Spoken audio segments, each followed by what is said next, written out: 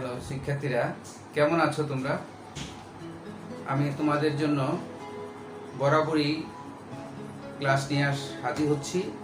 আজ আমি তোমাদের সপ্তম শ্রেণীর শিক্ষার্থীদের জন্য, যদিও এই অঙ্কগুলো ষষ্ঠ শ্রেণীর শিক্ষার্থীদেরও কাজে লাগবে, আমি ষষ্ঠ ও সপ্তম শ্রেণীর দুই শ্রেণীর শিক্ষার্থীদের জন্যই গণিতের একটি নতুন ক্লাস নিয়ে তোমাদের মাঝে হাজির হয়েছি। আমি আজকে যে অধ্যায়টি শেখাবো সেটি ক্লাস 7-এর সপ্তম অধ্যায়ের এবং ক্লাস 6-এর 5.1 অধ্যায় আছে। আজকের এই অধ্যায়টির নাম হচ্ছে সরল সমীকরণ। এই অধ্যায়টির বিশেষত্ব হচ্ছে এই অধ্যায়টির মধ্যে একটি চলক থাকবে, সেই চলক সে অজানা রাশি, সেই রাশিটির সমাধান করে চলকের মান বের করতে হবে। তো আমরা এই অঙ্কগুলোকে কয়েকটি ভাগে ভাগ করেছি। আসো আমরা আজকের 1 নম্বর নিয়মটি শিখবো। এটি তোমাদের বইয়ের 1 থেকে 8 নম্বর, সপ্তম শ্রেণীর গণিত বইয়ের 1 থেকে 8 নম্বর অঙ্ক এই নিয়মে করা যাবে। আসো আমরা প্রথম নিয়মটি শুরু করছি। এখানে আমি 1 নম্বর অঙ্কটি রেখেছি। এখানে একটা মান দেওয়া আছে, দেখা যাচ্ছে 4x + 1 = 2x + 7। এখান থেকে আমাকে x এর মান বের করতে হবে। এখানে x হচ্ছে চলক। তো আমরা এটা কিভাবে করব? আমাদের কাজ হবে প্রথমেই x গুলোকে বামে নিয়ে আসবো। এখানে 4x আছে আর এখান থেকে আমি 2x টাকে মাইনাস করে নিয়ে আসবো। মনে রাখবে এক পক্ষ থেকে আরেক পক্ষে আসলে চিহ্ন চেঞ্জ হবে। একইভাবে এখানে 7 আছে, 7 এখানকার 1টাকে ওই পাশে নিলে -1 হয়ে যাবে। তাহলে প্রথম লাইনটা বুঝতে পেরেছো? দেখো 4x এখানে ছিল, আমি ওই পাশ থেকে 2x টাকে এনেছি, এই জন্য মাইনাস হয়েছে। আর এখানে 7টা বাম ডানে ছিল, আমি এখান থেকে 1টাকে ডানে নিয়ে গেলাম, এখানে প্লাস ছিল, ডানে যাওয়াতে মাইনাস হয়ে গেল। এবার আসো 4x থেকে 2x আমি মাইনাস করে দিলে এখানে 2x থাকবে, সমান হচ্ছে 6। বা এখানে আমার x এর সাথে যে সংখ্যাটা গুণ আকারে থাকবে সেটাকে আমি ওই পাশে নিয়ে গেলে ভাগ হয়ে যাবে। তাহলে এখানে দেখো, ইচ্ছা করলে আমি এখানে যেহেতু 2 আছে 2 দ্বারা ভাগ করে দিলাম, এই পাশেও ভাগ করব, এই পাশেও ভাগ করব, 2 দ্বারা ভাগ।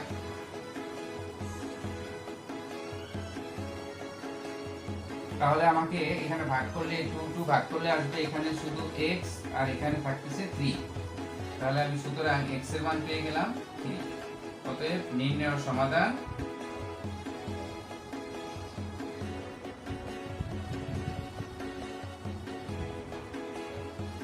x সমান 3। তাহলে এটাই হলো অঙ্কটির সমাধান। তাহলে আমরা প্রথম অঙ্কটি পেয়ে গেলাম। তোমরা এভাবে 1 থেকে 8 এই 8টি অঙ্ক এই নিয়মে করতে পারবে। আশা করি বুঝতে পেরেছো। এবার আসো আমরা আরেকটি অঙ্ক এখান থেকে করব।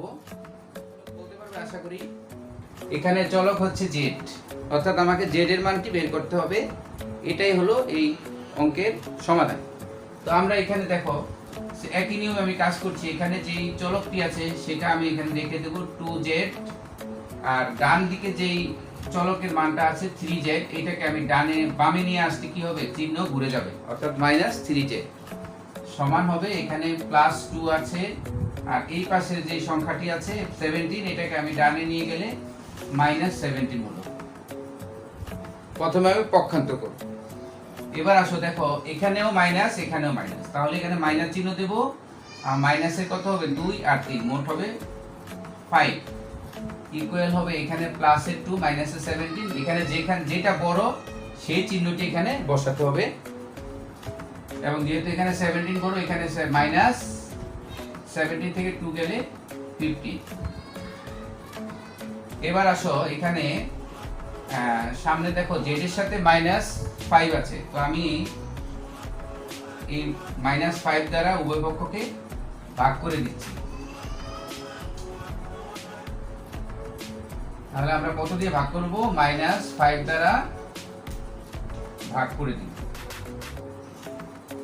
তাহলে আমার এখানে কি আসতেছে? মাইনাস কাটা যাচ্ছে, এখানে থাকতেছে z সমান মাইনাস কাটা, 5 এর নামটা 15 এর মধ্যে কতবার যাবে? 3 বার যাবে। সুতরাং z সমান 3। অতএব নির্ণয় সমাধান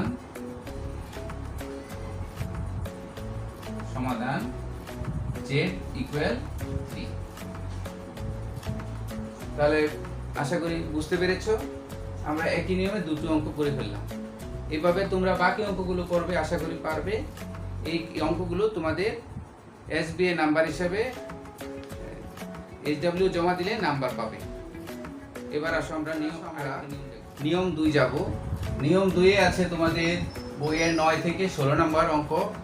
এই অঙ্কগুলোর বিশেষত্ব হচ্ছে অঙ্কগুলোতে এরকম ভগ্নাংশ আকারে সংখ্যা থাকবে, অর্থাৎ নিচে কিছু মান তো চলে আসবে। এইটাকে আমরা বিভিন্নভাবে করতে পারি। আমি এখন তোমাদের একটা কৌশল দেখাবো, সেটি হচ্ছে প্রথমে তোমরা যখন এরকম ভগ্নাংশ আকারের সংখ্যা দেখবে, তখন সেই ভগ্নাংশের যে হরগুলো থাকবে, যেমন এখানে আছে 3, এখানে আছে 2, এরকম যত সংখ্যা থাকবে সবগুলো সংখ্যার লসাগু বের করবা। যেমন আমি এখানে 3 এবং 2 এর লসাগু যদি বের করতে চাই, 3, 2 এর লসাগু, সাধারণত 3, 2 এর কোনো কমন নেই, এই জন্য এটা লসাগু হবে 3 দুগুণে 6, অর্থাৎ লসাগু হবে 6। আমি এই 6 দ্বারা প্রত্যেকটা সংখ্যাকে গুণ করে দেব। তাহলে আমরা কেমন হবে দেখো, কি হবে লেখাটা, x/3 * 6 প্লাস 5 * 6, x/2 * 6 প্লাস 7 * 6। তাহলে বুঝতে পেরেছো 6টা আমি কোথায় পেয়েছি? 6 পেয়েছি 3 এবং 2 এই দুটি সংখ্যার লসাগু দিয়ে। তো সেই লসাগু থেকে আমি যে মানটা পেলাম সেটা দিয়ে প্রত্যেকটাকে গুণ করে দিলাম। তাহলে গুণ করার পরে দেখো এখানে 3 6 এর সাথে কাটা দিয়ে হবে 2, আর এখানে 2 3 6 এর সাথে কাটা দিয়ে হবে 3। তাহলে আমি এখানে কি পাচ্ছি? তাহলে এখানে পাচ্ছি 2x প্লাস 5 6 30 মানে 30, আর এখানে হবে 3x প্লাস 6 7 42 অর্থাৎ 42। দেখো এখন এই অঙ্কটি একেবারে একের নিয়মের মতো হয়ে গেল। এবার আসো আমরা যেটা করব, সেই আগের নিয়মে x এর সাথে xটাকে নিয়ে আসব, আর সংখ্যার সাথে সংখ্যাকে নিয়ে যাব। তো এবার এখানে কি থাকছে, এখানে দেখতে হবে যে এখানে কোন সংখ্যাটি বড়। যেহেতু এখানে 3x বড় এবং তার আগে মাইনাস চিহ্ন আছে, এই জন্য এখানে মাইনাসের x থাকবে, এখানে থাকবে 12, বা এখানে মাইনাস এই পাশে রাখা যাবে না, এই মাইনাসটাকে ওই পাশে নিয়ে গেলে হবে x = -12, অর্থাৎ আমি x এর সমাধান পেয়ে গেলাম -12। এটাই হচ্ছে নির্ণেয় সমাধান। তাহলে আমরা পেয়েছি নির্ণেয় সমাধান x = -12। আশা করি বন্ধুরা বুঝতে পেরেছো। এবার এই নিয়মের আমি আরেকটি অঙ্ক করাচ্ছি। এখানে দেখো আরেকটি অঙ্ক তোমাদের তুলে রাখা আছে, সেটি এখানে দেওয়া আছে। এখানেও তোমরা লক্ষ্য করবে যে এখানে ভগ্নাংশের হরে কতগুলো সংখ্যা রয়েছে। এখানে একটি হচ্ছে 4, একটি হচ্ছে 3, আর একটি হচ্ছে 3। তাহলে 4 3 3 এর লসাগু হবে 12। তাহলে আমি প্রত্যেকটা সংখ্যাকে 12 দিয়ে গুণ করে ফেলব। তাহলে আমরা প্রথমে লিখব 12 * y - 2 / 4 প্লাস 12 * 2y - 1 / 3 সমান হচ্ছে 12y - 12 * 1/3, অর্থাৎ প্রতিটি সংখ্যাকে আমরা 12 দিয়ে গুণ করে দিয়েছি। এবার আমি কি পাচ্ছি দেখো, তাহলে এখানে 4 12 এর মধ্যে 3 বার যাবে, তাহলে এখানে আমি লিখব 3, আর যেহেতু এখানে একাধিক মান রাশি রয়েছে এই জন্য এটাকে ব্র্যাকেট দিয়ে লিখব, তারপর প্লাস এখানে 3 12 এর মধ্যে 4 বার, তাহলে আমি পাচ্ছি 4 * 2y - 1 সমান এখানে হচ্ছে 12y মাইনাস এখানে 3 12 সাথে 4 বার -4। এবার আমি কি করে দেব দেখো, এখানে যেহেতু এখানে দুটি করে রাশি আছে এই কারণে গুণ করে দিচ্ছি। তাহলে এটা হচ্ছে 3y - 6 plus 8y - 4 equal to হচ্ছে 12y - 4। বা এবার আমি দেখো এখানে y গুলোকে একত্র করলে কত হবে, 8 এ 3 এ 11 -6 আর 4 একত্র করলে হবে 10 সমান এখানে আসতেছে 12y - 4। এবার আমি yটাকে বামে নিয়ে আসবো আর সংখ্যাগুলোকে আমি ডানে নিয়ে যাব। তাহলে আমি এখানে কি পাচ্ছি, এখানে আবারও দেখছো যে 12টা বড়, এর জন্য আমি মাইনাসের y থাকবে আর এখানে থাকবে 6, সুতরাং y সমান হবে -6। অতএব নির্ণয় সমাধান নির্ণেয় সমাধান y -6। তো বন্ধুরা, আশা করি তোমরা এই নিয়মটিও বুঝতে পেরেছ। তাহলে আমরা এইভাবে যদি অঙ্কগুলো করি তাহলে আমাদের ভগ্নাংশের যে জটিলতা থাকবে সেটি চলে যাবে। আশা করি এই নিয়মটি তোমরা বুঝতে পেরেছ। এই নিয়মে তোমরা অবশ্যই বাকি অঙ্কগুলো করার চেষ্টা করবে। আশা করি সবাই পারবে। এবার আসো আমি পরবর্তী নিয়মটি করাচ্ছি। আমরা 3 নাম্বার নিয়মটি দেখব। 3 নাম্বার নিয়মটি হচ্ছে এইভাবে থাকবে, অর্থাৎ কিছু এরকম ব্র্যাকেট আকারে থাকবে, গুণ আকারে থাকবে, আবার এইভাবেও থাকতে পারে। দুটো রাশি একত্রে গুণ আকারে থাকতে পারে, অথবা একটি একটি করে গুণ আকারে থাকতে পারে। তাহলে আমি দুই নিয়মে দুটি অঙ্ক করছি। এই নিয়মের মধ্যে তোমাদের বইয়ের 18 থেকে 20 নম্বর অঙ্ক রয়েছে, তোমরা এইভাবে করতে পারবে। তা আসো আমরা প্রথমে 19 নম্বর অঙ্কটি করছি। তো এইরকম যদি অঙ্ক থাকে আমি প্রথমে কি করব? প্রথমে আমি গুণ করে দেব। যেমন 7 এর সাথে 3, 3 7 21 মাইনাস 7 এর সাথে 2 14 y equal to sorry plus 5 দিয়ে গুণ করলে হবে 5y মাইনাস 5 ইকুয়াল হচ্ছে 34। মানে এই অঙ্কগুলোকে প্রথমে গুণ করে দিতে হবে, ব্র্যাকেট উঠাতে হবে। এবার আসো আমরা একটু যোগ বিয়োগ করে ফেলি। যেমন 21 এর থেকে যদি 5 কমিয়ে দিই তাহলে থাকতেছে 17।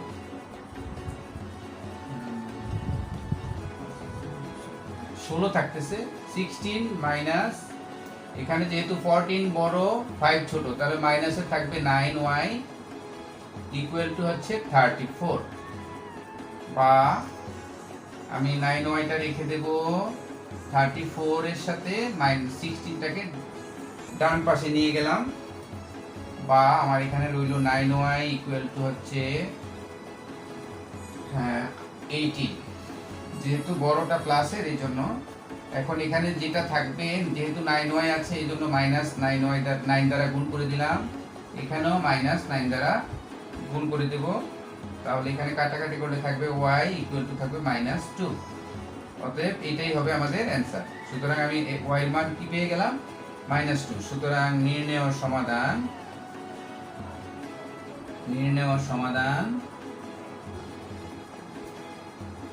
y equal to -2। বন্ধুরা বুঝতে পেরেছো আশা করি। এবার আসো আমরা আরেকটি অঙ্ক করি, তাহলে আরেকটু সহজ লাগবে তোমাদের কাছে।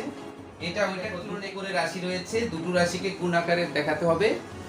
এই কারণে আমরা দেখব কিভাবে আমরা গুণটা করব। এখানে আমরা প্রথমে দেখো এরকম থাকলে আমরা যেটা করব যে z দিয়ে প্রথমে z কে গুণ করলে হবে z স্কয়ার, z এর সাথে 2 যোগ গুণ করলে হবে 2z। এবার 1 দিয়ে আবার এই দুটোকে করব, তাহলে আসবে -z, আবার -1 এর সাথে 2 করলে -2। বুঝতে পেরেছো? অর্থাৎ এই z দ্বারা এটা দুটোকে করবে, আবার এই 1 দ্বারাও দুটোকে করবে। আবার তুমি ইচ্ছে করলে এই z দ্বারা এই দুটাকে, আবার এই 2 দ্বারা এই দুটাকে করা যেতে পারে, দুভাবেই সম্ভব। এবার আসো এই পাশেরটা, এখানেও আমি এখন এই z দ্বারা আমি প্রথমে z কে করব z স্কয়ার, এই z এর সাথে এবার 2 করলে হবে -2z, তারপরে এবার 4 এর সাথে z করলে হবে প্লাসের 4z, আর 4 এর সাথে 2 করলে হবে মাইনাসের 8। তাহলে আমরা এইভাবে গুণটা করে নেব।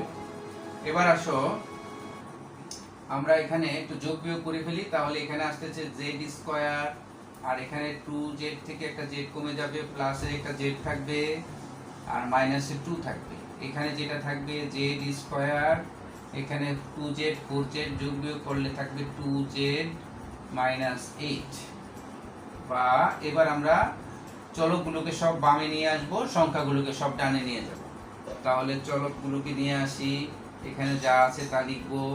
এখান থেকে z স্কয়ারটাকে মাইনাস করে নিয়ে আসি, এখান থেকে 2z কে মাইনাস করে নিয়ে আসি, ইকুয়াল এখানে -8 থাকবে, এখানকে 2টাকে আমি ডানে প্লাস করে নিয়ে যাই। এবার আমি কি পাচ্ছি দেখো, z স্কয়ার কাটা যাবে, আর এখানে z প্লাসের একটা মাইনাসের 2 তাই মাইনাসের একটা z থাকবে সমান -6 থাকবে। বা এখন এই মাইনাসটা তুলে নেওয়ার জন্য এই মাইনাসটাকে ওই পাশে ভাগ করে নিয়ে যাই। সুতরাং z সমান হবে 6। অতএব নির্ণয় সমাধান